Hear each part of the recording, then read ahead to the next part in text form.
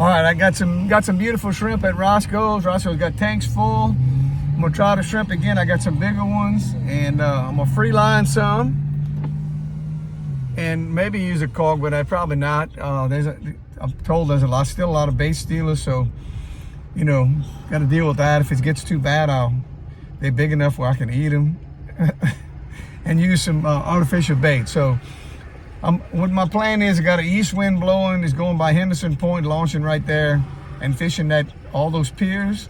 I heard they got a few fish in the bay right there, so I'm going to try those piers with an incoming tide. And the best bite is between 11 and 1. It's almost a full moon. So remember what I said about fishing at noon on a full moon? Let's see what happens. What my plan is to stay out this wind. I'm going on the west side of the bay, like on the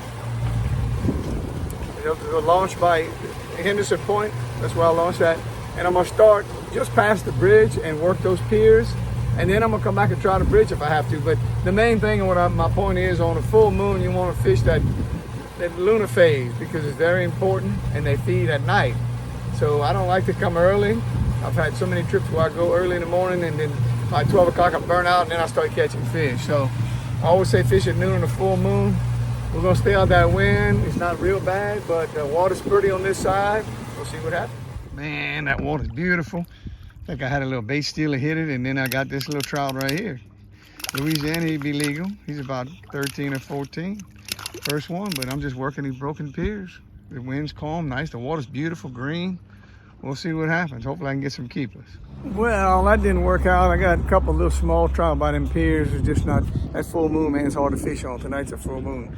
But I'm trying by the bridge right here, so if I get something, we'll see what happens. Need a little current movement. I'm on the east, hold on, let me turn this thing around. Got a giant sheephead on. Turn this thing around. I'm on the east end of the, not the east end, the west end. I moved to the west end. The east end wasn't doing nothing. This is where I caught the sheephead last year and some keeper trout right here on the west end. I was trying to stay away from here because of the wind, but I got a giant sheephead on here. I don't know if y'all can see him. Look at that. I mean, look at that, guys. That's what's out here. If you want to catch some sheephead, I was thinking on the other side, I was in 5 feet of water. I was like, there ain't nothing here. It's crazy. But they on this side. This giant, this with a big old shrimp, but this is, man, I can't even get this. Y'all check out this monster right here. That's a big old sheephead, dude. That's a monster. If you want to catch giant sheephead, they're at the bridges right now, but again, I'm on the west side of the bridges, and I'm fishing with a 1/4 ounce jig head with a big shrimp, live shrimp. Look at the size of that fish. So it might end up being the sheephead show today. We'll see if we can get a couple of trout. That's got to be 6 pounds. I mean, that thing is heavy. I had to shut the camera off to get him up. Nice little specky dude, boy. Oh, look at that. Little fatty right here at the bridges, baby. We'll see if we can get some more. Oh, sweet. That's a 1/4 ounce jig head, just dropping it on the side of the rig with the incoming tide. Side of the rig, side of the pile. Y'all ain't gonna believe this, but I got a giant at the bridges. Look at this. First time I ever caught a big one like that at the bridges. That's a 4-pound fish. Look at that big old girl, huh? That's sweet, boy. That was a dead shrimp. I was reeling it back. 1/4 ounce jig head, letting it sink. I'm in 10 feet of water. Look at that beautiful fish, man. What? At the bridges. Look at that. Beautiful. I had to show y'all this because I still don't believe it myself. I don't know if y'all can see that hook good, but I was using this jig head, caught several trout on it, and you see it's bent in, and I just missed a bite, a hard bite on a big old giant shrimp. Look at this. There's no way it could do that. I didn't jerk it. That was a fish that did that, obviously. Wow, look at that. It's crazy, huh? This might be what bent my hook, y'all. Look at this giant. Big nasty, huh? I mean, big nasty. Those jaws could have been hard enough to bend that hook in, you know? That's a big old nasty. Wow. All kind of big fish out here with these giant shrimp, jumbo shrimp. Another trout.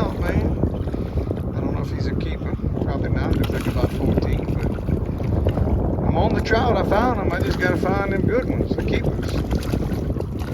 I'm on everything, man. I'm catching everything. There's lots of these small trout out here, so you know, just be aware of that. If you use a smaller shrimp, you might likely be getting smaller trout. Oh, I got another nice trout on, y'all. He ain't big like that 4-pounder, but it's an eating trout. Pretty trout. I'll take them, man. Got to weed through the small ones. Put them in the pot. Fry them up at the bridge. How about that, huh? Shit, that's 17 inches, man. Beautiful, beautiful fish. There's lots of trout like this that you got to weed through. A lot of 12, 13, 14s, but you know, hey, we can get a couple keepers to eat and a big one like I got, then it's all good. It slowed down a little bit. I'm catching them, like, see where I'm at between me and the pilings on the south side of the bridge. Pilings, and a little light incoming tide, and having pretty good action. But I'm gonna move over to the next piling because the pinfish seem like they found me, so they're eating the legs off my shrimp. I moved over a little bit, and look like I got me a keeper right here. Oh, he's real close. So sometimes you gotta move a little real estate, you know. When these pinfish find you, you gotta move. He's gonna be right at 15, I believe. Man, I'm catching everything, a variety. That's a little redfish right there, huh? A little rat red. Look at that. Look at that tail. How blue, how pretty, huh? Wow. I mean, it is blue. If y'all can see that, but it's blue. Let's see if I can see that. Put it right here, gonna unhook him.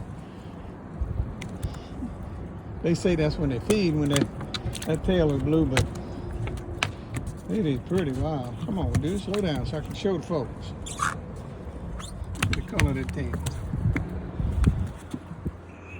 A little rooster.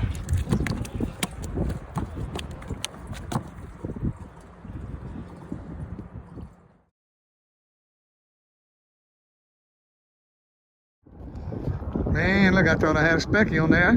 I got a whitey. It looked like it might be a keeper whitey. He's pretty good size, about 12, 13 inches. Make a little filet po' boy out of it. I'm getting everything out here with these live shrimp under that jig head, man. Man, I wish I could have caught that on video for y'all, but I was reeling this one in that green water, and I saw another one swim with him. So there's a lot of trout out here. And again, I'm on the side, the Bay St. Louis side. And the Pass Creek side, I was in about 6 feet of water. I wasn't catching nothing. I've been in 8 to 10 feet of water right here and getting all the fish, all the bites I want. Not keepers, some of them got to throw back, but hey, quick action, fun stuff. Another whiting, about 12 inches, good eating size. I don't like them little bitty ones, but I'll make a po' boy out of that. Here's another trout, nice trout, way out, away from the piling. That was like halfway. I was making a move. That's crazy. That wasn't even close to the piling. That was in the way out in the open, about 16 inches. I'll take it, man. That was like in the middle between the pilings. I was making a move and bam, I was reeling it in. Got another one about 13, 12, 13. Louisiana trout made his way over here. Lots of those you got to call through, but hey, it's a good action on a pretty day. Pretty little wind blowing out the east. Good action, easy access. I see these boats running all around the place trying to get dinner, you know, just get a few.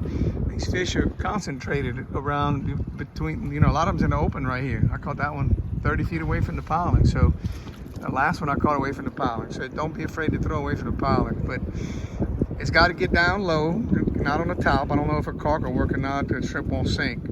But you could use a drop shot, or Carolina rig maybe. You can try that, or just a jig head like I'm doing. That's a lot easier. I'm lazy. I got another that might hold some grease. I think it's gonna hold some grease right at 15. Look at that green water, y'all. How pretty, man. Golly, it's unbelievable. All that wind we had, this is the first day that it's kind of slowed down a little bit. You think the water will be muddy, but no rain. So salt water, when you get no rain, you get green water. Yeah, that's a keeper. Well, I'm gonna put a picture of that the moon phase chart on here. The guy was asking me about that at the launch this morning, one of my subscribers, and basically it's solar phase. It tells you when's the strong bite and when's the soft bite, or there's no bite, no real strong bite. And if you look at that chart, it'll show how many fish on there, like 1 fish, 2 fish, up to 6 fish. Well, today they had 6 fish from 11 to about 1, and guess what? That's where I caught all those fish between 11 and 1. It's about 2 o'clock now. We late October. I think it's October 27th or 28th or Friday.